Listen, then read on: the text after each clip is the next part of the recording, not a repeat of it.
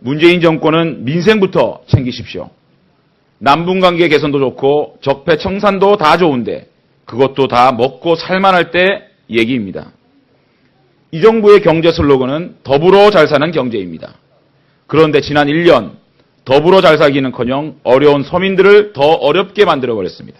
대통령이 경제를 모르니 꼼꼼히 따져보지도 않은 채 경험 없는 아마추어 운동권들의 얘기만 듣고 실험하듯 국정을 운영하고 있습니다. 이 때문에 서민들 살기가 더 어려워졌습니다. 이런 상황이 4년 더 지속되면 대한민국 경제는 나락으로 떨어지고 말 것입니다. 장제원 그 자한당의 국회의원께서 또 퍼주기 얘기를 또 하고 나섰어요. 이제 뭐 포춘, 블룸버그 뭐 이런 외국 이제 미국에서 언론까지 이제 인용을 해 가면서 그래서 어저께 JTBC 뉴스룸에서도 팩트 체크를 하는 것 같았는데 참 이분들은 어떻게 하면 좋습니까 이거? 근데 이제 인프라 건설에 돈이 드는 것을 얘기하면서 통일 비용이라고 그러는데 좀 전에 얘기한 그 박정희 숭배자들은 박정희 정권 시대에 댐을 만들고 고속도로 뚫고 이것을 위대한 업적이라고 찬양하지 않습니까? 근데 왜 그때는 투자고 업적인데 북에다가 하는 것은 비용이고 우리가 손해나는 일이라고 보는지 그 어리석은 주장이죠. 그리고 북에 도로를 뚫고 철도를 건설하면 그게 북한 사람만 이용합니까? 우리가 더 많이 이용하게 될 텐데 그것을 전혀 무시한 주장이고 사실 그 액수도 보면 20년 동안 잠재적으로 그 정도 들 수도 있다 하는 거지 정확하게 한 몫의 그런 거액이 나간다는 뜻이 아니에요. 우리가 또 그걸 다 지출할 능력도 안 되고 또 상당 부분은 이 국제적으로 협조를 받아서 뭐 일본 자금, 중국 자금 들어오고 이 국제기구 예를 들어 뭐 월드뱅크 같은 세계은행 그런 데서 들어오는 돈으로 쓸 수도 있고 여러 가지 방법이 있으니까 저는 뭐 북한의 인프라 건설을 위한 그 부담 때문에 우리 경제가 흔들리거나 이런 일은 전혀 없을 거라고 생각하고요. 그 장제원 의원 같은 사람은 그러면은 과거에 이 이명박 정권에서 4대강 사업하면 30여만 명 일자리 생기고 이 40조의 경제 효과가 날 거라고 했는데 그때는 찬성하지 않았습니까? 그쵸. 20조 넘는 돈을 써서 하더라도 그런 효과가 날 수 있기 때문에 근데 실제로는 뭐 하나도 효과 안 났지만 그런 황당한 사업도 찬성한 사람이 북방으로 갈 수 있는 북방 경제를 개척해서 우리의 미래를 바꿔놓을 수 있는 진짜로 효과를 볼 수 있는 사업에는 또 반대한다는 게 앞뒤가 맞지 않는 주장이죠. 진짜 그 4대강도 그렇고 아예 그 뭡니까 외국 나가서 뭐 자원 개발한다고. 그거는 4대강은 옆에 자전길이라도 나 있어가지고 자전거라도 몇 사람 타죠. 그것도 뭐 위험한 데가 많다고 하는데 이거는 자전거도 못 타. 어디가 있는지도 모르잖아요. 그러니까 4대강은 최소한 우리 국내에서 돈이 쓰여졌기 때문에 이 한국 안에서 그 돈이 돌고 있지만 자원 외교는 해외에 나가서 완전히 사라진 돈 아닙니까? 그러니까 엄청난 국부 유출이 되고 손실을 본 거죠. 하여튼 오늘 아까 박정희 전 대통령을 이제 한 3번 언급하셨는데 역시 5.16을 맞이해서 축사를 해주신 거로 이렇게 간주하겠습니다. 그분들 얘기하면 자꾸 화만 나고 너무 답답하니까 이제 본론으로 다시 돌아가서 아까 우리 의장님께서 말씀하셨다시피 서로 그렇게 뭔가 상호 존중하고 뭔가 서로 뭐 챙겨주고 한 사람에게 같은 민족이라고 다 해주는 건 아니지 않느냐. 우리에게 우선권이 그 가령 공동 번영에 우선권을 당연시하는 것도 문제다. 말이 안 된다는 말씀이시고 그러려면 뭔가 우리도 뭔가 해주는 게 있어야 되고 서로 나누는 게 있어야 된다는 말씀이시잖아요. 자, 여기서 바로 이 민화협의 역할, 네. 이런 게 아마 얘기될 수 있을 것 같은데요. 제가 보통 이제 우리 의장님이 서당태 나오시고 우리가 다 민화협 의장님 말씀을 드리고 하는데, 우리 보통 지지자분들께서도 민화협 그 단어는 좀 익숙할지 모르나 과연 민화협은 그럼 정확히 뭐냐라고 네. 잘 모르실 분도 있을 것 같아요. 한번 설명 좀 생뚱맞긴 하지만 부탁드립니다. 저희는 국내에 수많은 그 평화 통일을 지향하는 단체들이 모인 연합체죠. 네. 그 중에는 뭐 한국노총, 뭐 교총, 중소기업중앙회, 이런 들으시면 다 아실 만한 네네. 큰 단체들도 있고, 주요 정당들도 들어와 있고, 또 크고 작은 이 대북 교류 활동을 하는 시민단체들이 또 많이 들어와 있는데, 그동안에는 사실 이명박 정권, 박근혜 정권 때 워낙 이 평화 통일을 위한 네.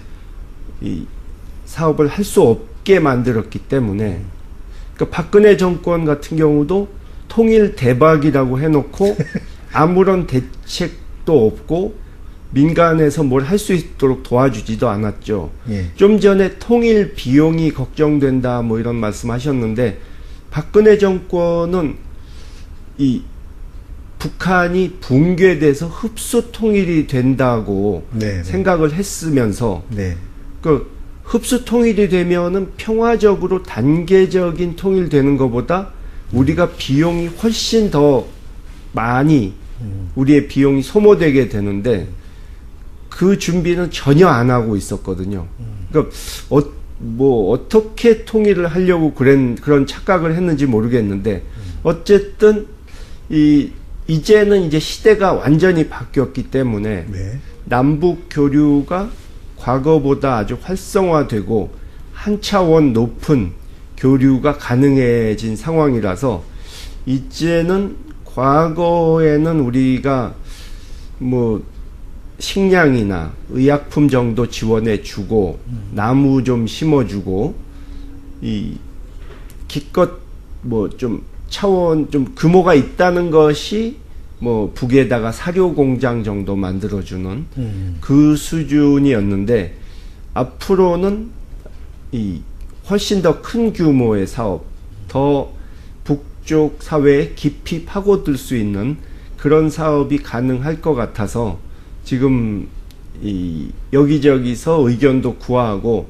준비 작업을 충실히 하고 있습니다. 근데 아무래도 북에 한번 가서 그쪽 현황을 파악하고 그쪽 분들이 어느 정도 수준의 교류를 네. 현재 받아들일 수 있는지 그것을 확실히 확인해야 우리가 구체적인 계획을 세울 수 있다고 보고, 북미 정상회담 전후해서 네. 한번 방북하는 것을 생각하고 있습니다.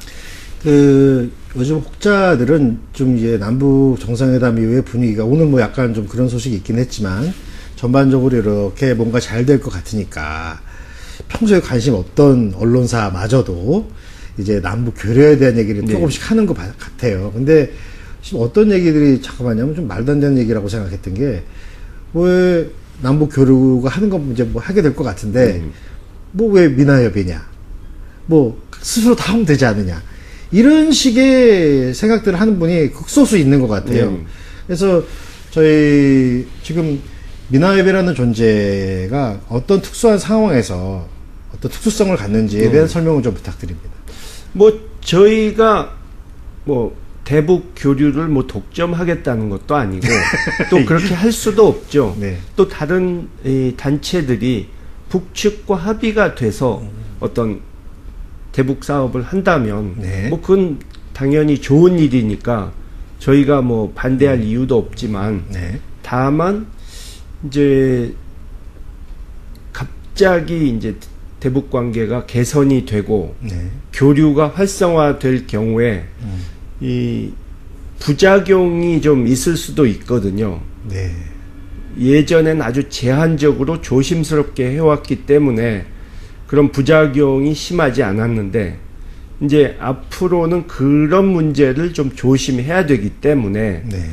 이왕이면 공신력이 있고 또 이 준비가 돼 있는 우리 민화협에서 앞서 나가 가지고 그런 부작용을 최소화할 수 있는 방안을 북측과 협의해서 이 대북 교류를 하시려는 분들에게 어떤 가이드라고 해야 되나요? 뭐 네네. 컨설팅을 해드린다고 해야 되나? 네. 그런 역할을 좀 해드릴 수 있으면 좋겠다 하는 희망을 갖고 있는 거죠.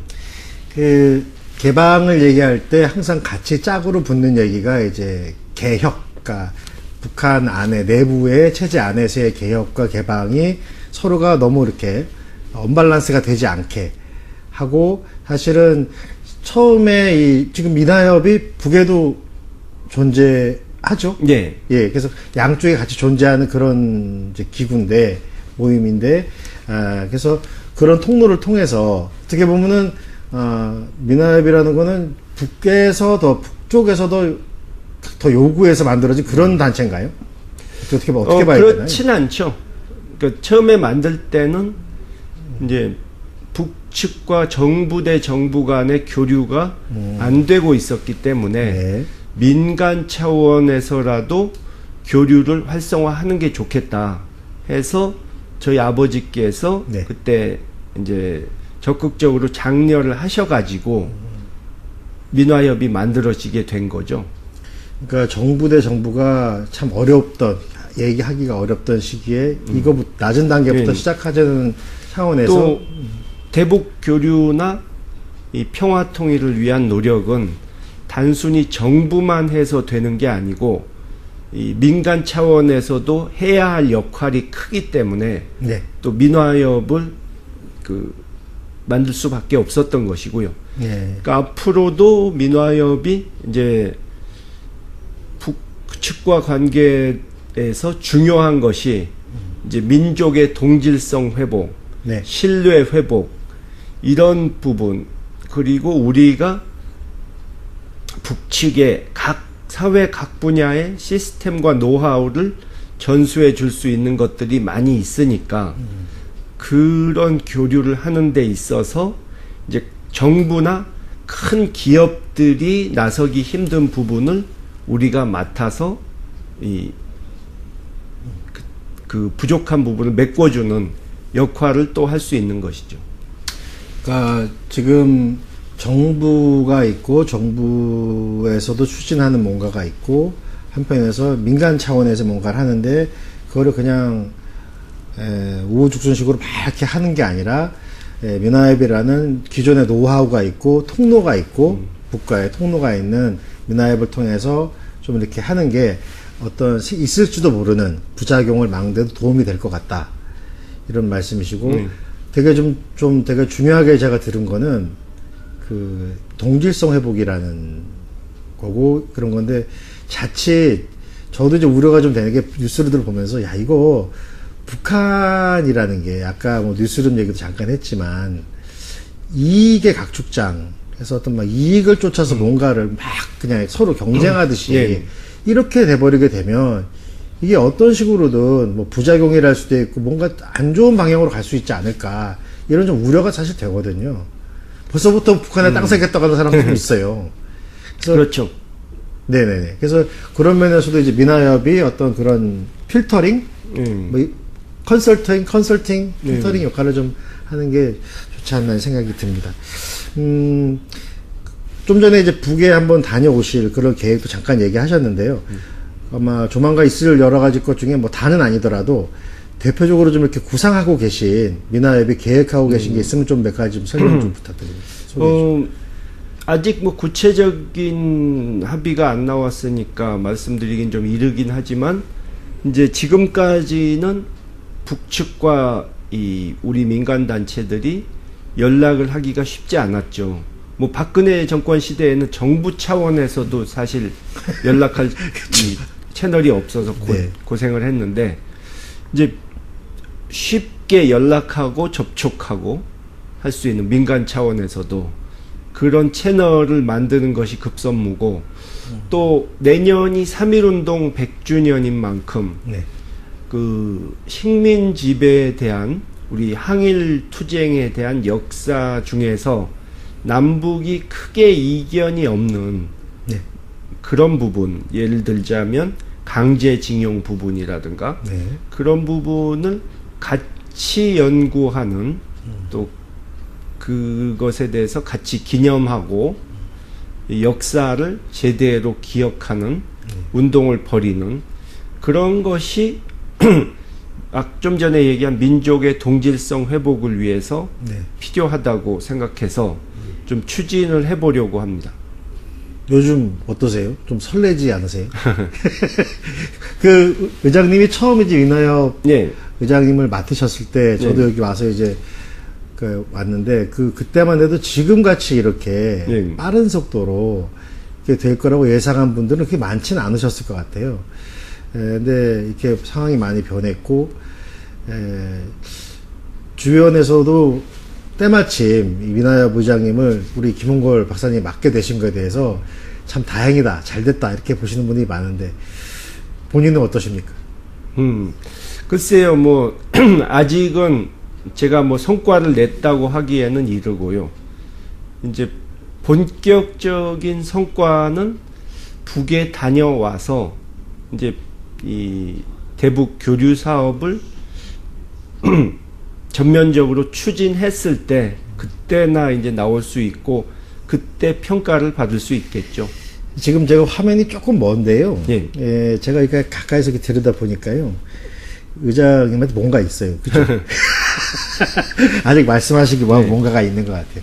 그래서 우리 앞으로도 저희 서당회에서 뭐 여러 가지 좋은 말씀도 해주시지만 서당회를 한번 빠지는 한이 있더라도 대북 그러니까 북한과의 어떤 교류에서 큰 성과 내셔서 문화협도 좋고 또 무엇보다 저희 국민들 모두가 좀 기뻐할 수 있는 그런 뉴스가 빨리 좀 저희에게 도달이 됐으면 좋겠습니다.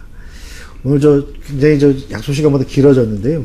긴 시간 너무 고맙습니다. 우리 마지막으로 혹시 제가 꼭 하셔야 되는데 여쭤보지 못한 얘기 있으면 마지막으로 부탁드립니다. 예.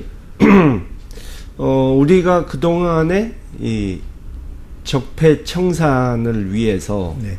촛불을 들고 나섰고 지금 정권을 바꾸어서 그 작업을 해나가고 있는데 근본적으로 우리 사회가 바뀌려면 70년 된 분단 구조가 이 냉전 체제가 사라져야 되고 그것을 위해서라도 이 한반도 평화 체제 구축이 필수적입니다. 일단 이 평화가 와야 그 다음에 다른 것도 있을 수 있기 때문에 금년 한 해 이 한반도 평화를 돌이킬 수 없는 수준까지 불가역적 비핵화뿐만 아니라 불가역적인 평화체제 구축까지 갈 수 있도록 모두 함께 노력해 주시기 바랍니다. 축사를 해주신 거로 네. 이렇게 간주하겠습니다. 그분들 얘기하면 자꾸 화만 나고 너무 답답하니까 네. 이제 본론으로 다시 돌아가서 아까 우리 의장님께서 말씀하셨다시피 서로 그렇게 뭔가 상호 존중하고 뭔가 서로 챙겨주고 한 사람에게 같은 민족이라고 다 해주는 건 아니지 않느냐. 그렇죠. 우리에게 우선권이 가령 공동 번영에 우선권을 당연시하는 것도 문제다. 말이 안 된다는 말씀이시고 그러려면 우리도 뭔가 해주는 게 있어야 되고 서로 나누는 게 있어야 된다는 말씀이시잖아요. 자, 여기서 바로 이 민화협의 역할 네. 이런 게 아마 얘기될 수 있을 것 같은데요. 제가 보통 이제 우리 의장님이 서당회 나오시고 우리가 다 민화협 의장님 말씀을 드리고 하는데 우리 보통 지지자분들께서도 민화협 그 단어는 좀 익숙할지 모르나 과연 민화협은 그럼 정확히 뭐냐라고 네. 잘 모르실 분도 있을 것 같아요. 한번 설명 좀 생뚱맞긴 하지만 부탁드립니다. 저희는 국내에 수많은 그 평화 통일을 지향하는 단체들이 모인 연합체죠. 네. 그 중에는 뭐 한국노총, 뭐 교총, 중소기업 중앙회 이런 들으시면 다 아실 만한 네네. 큰 단체들도 있고 주요 정당들도 사업하면 30여만 명 일자리 생기고 네. 이 40조의 경제 효과가 날 거라고 했는데 네. 그때는 찬성하지 않았습니까? 그쵸. 20조 넘는 돈을 써서 네. 하더라도 그런 효과가 날 수 있기 때문에 근데 실제로는 뭐 하나도 효과 안 났지만 그런 황당한 사업도 찬성한 사람이 북방으로 갈 수 있는 북방 경제를 개척해서 우리의 미래를 바꿔놓을 수 있는 진짜로 효과를 볼 수 있는 사업에는 또 반대한다는 게 앞뒤가 맞지 않는 주장이죠. 진짜 그 4대강도 그렇고 아예 뭡니까 외국 나가서 뭐 자원 개발한다고. 예. 그거는 4대강은 옆에 자전길이라도 나 있어가지고 네. 자전거라도 몇 사람 타죠. 그것도 뭐 위험한 데가 많다고 그렇죠. 하는데 이거는 자전거도 못 타. 네. 어디가 있는지도 모르잖아요. 그러니까 4대강은 최소한 우리 국내에서 네. 돈이 쓰여졌기 때문에 이 한국 안에서 그 돈이 돌고 있지만 그렇죠. 자원 외교는 해외에 나가서 완전히 사라진 돈 아닙니까? 그러니까요. 그러니까 엄청난 국부 유출이 되고 손실을 본 거죠. 하여튼 오늘 아까 박정희 전 대통령을 이제 한 3번 언급하셨는데 역시 5.16을 맞이해서 들어와 있고 또 크고 작은 이 대북 교류 활동을 하는 시민단체들이 또 많이 들어와 있는데 그동안에는 사실 이명박 정권, 박근혜 정권 때 워낙 이 평화 통일을 위한 네. 이 사업을 할 수 없게 만들었기 때문에 그러니까 박근혜 정권 같은 경우도 통일 대박이라고 해놓고 아무런 대책도 없고 민간에서 뭘 할 수 있도록 도와주지도 않았죠. 예. 좀 전에 통일 비용이 걱정된다 뭐 이런 말씀하셨는데 박근혜 정권은 이 북한이 붕괴돼서 흡수 통일이 된다고 네, 생각을 했으면서 네. 그 흡수 통일이 되면은 평화적으로 단계적인 통일되는 것보다 우리가 비용이 훨씬 더 많이 우리의 비용이 소모되게 되는데 그 준비는 전혀 안 하고 있었거든요. 그러니까 어떻게 통일을 하려고 그런 착각을 했는지 모르겠는데 어쨌든 이제는 이제 시대가 완전히 바뀌었기 때문에 네. 남북 교류가 과거보다 아주 활성화되고 한 차원 높은 교류가 가능해진 상황이라서 이제는 문재인 정권은 민생부터 챙기십시오. 남북관계 개선도 좋고 적폐 청산도 다 좋은데 그것도 다 먹고 살만할 때 얘기입니다. 이 정부의 경제 슬로건은 더불어 잘 사는 경제입니다. 그런데 지난 1년 더불어 잘 살기는커녕 어려운 서민들을 더 어렵게 만들어버렸습니다. 대통령이 경제를 모르니 꼼꼼히 따져보지도 않은 채 경험 없는 아마추어 운동권들의 얘기만 듣고 실험하듯 국정을 운영하고 있습니다. 이 때문에 서민들 살기가 더 어려워졌습니다. 이런 상황이 4년 더 지속되면 대한민국 경제는 나락으로 떨어지고 말 것입니다. 장제원 그 자한당의 국회의원께서 또 퍼주기 얘기를 네. 또 하고 나섰어요. 이제 네. 뭐 포춘, 블룸버그 뭐 이런 외국 이제 미국에서 언론까지 이제 인용을 해가면서 네. 그래서 어저께 JTBC 뉴스룸에서도 팩트 체크를 하는 것 같았는데 참 이분들은 어떻게 하면 좋습니까 이거? 근데 이제 인프라 건설에 네. 돈이 드는 것을 얘기하면서 통일 비용이라고 그러는데 좀 전에 얘기한 그 박정희 숭배자들은 네. 박정희 정권 시대에 댐을 만들고 고속도로 뚫고 이것을 위대한 업적이라고 찬양하지 않습니까? 네. 근데 왜 그때는 투자고 업적인데 북에다가 하는 것은 비용이고 우리가 손해나는 일이라고 보는지 그 어리석은 주장이죠. 그리고 북에 도로를 뚫고 철도를 건설하면 그게 북한 사람만 이용합니까? 우리 가 더 많이 이용하게 될 텐데 그렇죠. 그것을 전혀 무시한 주장이고 사실 그 액수도 보면 20년 동안 네. 잠재적으로 그 정도 들 수도 있다 하는 거지 정확하게 한 몫의 그런 거액이 나간다는 뜻이 아니에요. 우리가 또 그걸 다 지출할 능력도 안 되고 또 상당 부분은 이 국제적으로 협조를 받아서 뭐 일본 자금, 중국 자금 들어오고 이 국제 기구 예를 들어 뭐 월드뱅크 같은 네. 세계은행 그런 데서 들어오는 돈으로 쓸 수도 있고 저금리 여러 차감. 가지 방법이 있으니까 네. 저는 뭐 북한의 인프라 건설을 위한 그 부담 때문에 우리 경제가 흔들리거나 이런 일은 전혀 없을 거라고 생각하고요. 그 장제원 의원 같은 사람은 네. 그러면은 과거에 이 이명박 정권에서 4대강